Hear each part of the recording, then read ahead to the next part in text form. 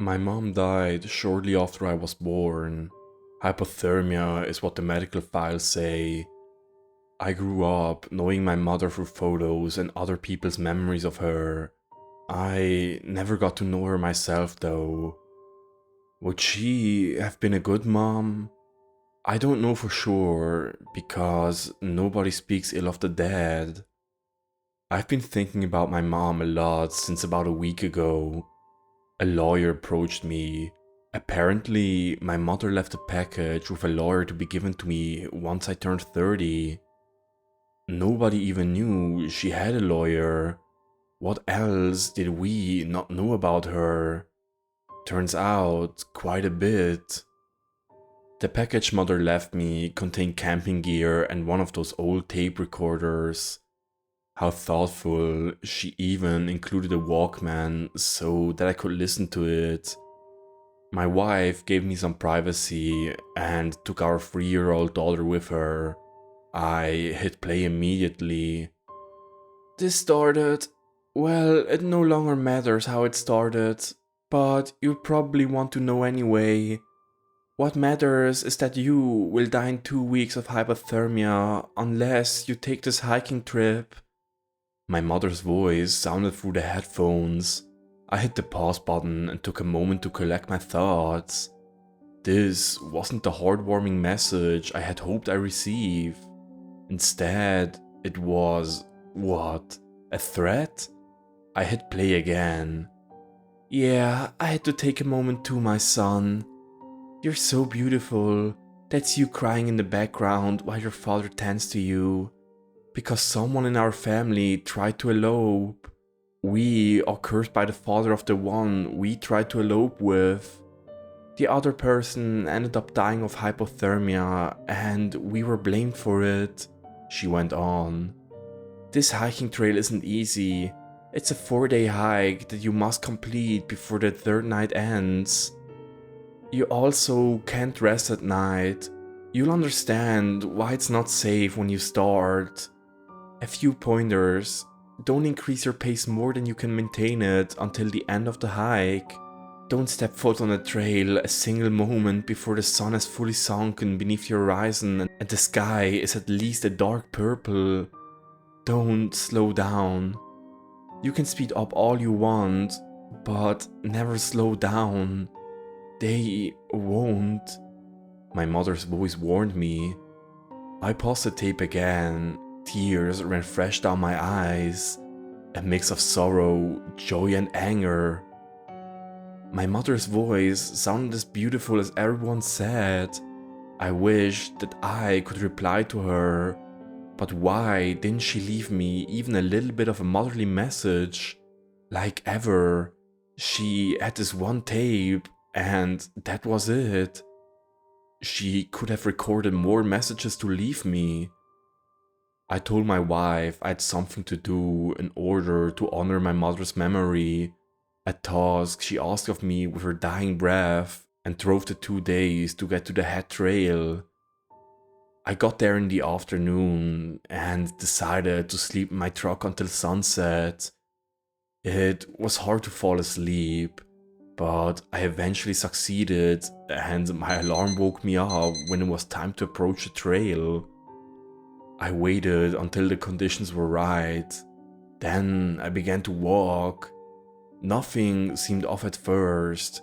I used a heavy-duty flashlight to help light the path and had a few bells to warn wildlife away from me. Because you do not want to sneak up on the wrong kind of bear. It wasn't until the small crescent moon was visible overhead that I picked up on footsteps behind me. I looked back and saw my old high school bully.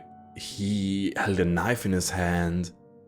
My heart began to hammer in my chest, but before I could bolt, I noticed he was matching my pace exactly. Is this what my mother was talking about?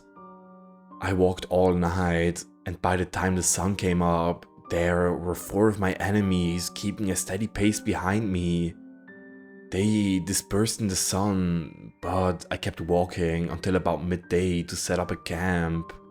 I again set my alarm and rested. When the alarm rang, I quickly packed up camp and began walking again. I was already on the trail, so mom's time restriction no longer applied. I didn't put any distance between myself and those that followed me. As soon as the sun set, they were back and spaced as far away as they were before. Half of them looked a bit worn down, and after a few glances, I realized that those were the ones that had died. I lost a bit of my fear then, thinking that perhaps mere hallucinations followed me. Maybe there was something in the air.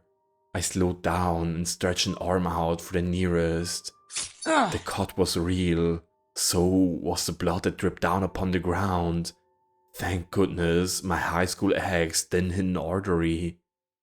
Of course, I tried to speed up a bit more than my previous pace, but they matched every step.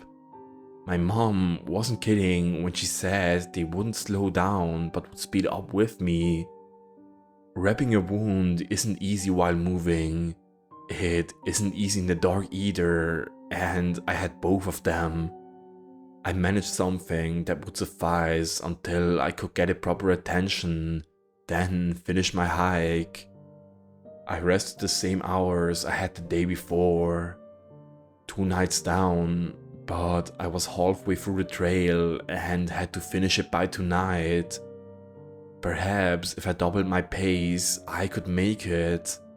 No, I would have to run if I hoped to make it, and probably start earlier. I would have to run in the dark on a hiking trail with no moon to help light my way. Maybe if I hadn't slept for any of the days, then I just might have made it. I ran all of the third night, not once looking behind me at those who followed. I could hear their feet pounding along with mine. I knew they were there. I gasped for breath and realized just how out of shape I actually was. As the sun lightened, I tried doing leaps to cover more ground, but I was still on the trail when the sun lit up the sky to chase away those that followed yet again. Now I'm sitting here, listening to the recording of my mother's voice once again. "My son, I don't know if you made it through or not. I really hope you did, but even if you didn't, there's something you must know. If you tell anyone about this, except your child on your 30th birthday, everyone in your house will die of hypothermia 14 days after your birthday. So, when you read my obituary in about 3 days now, remember, nobody should carry this burden."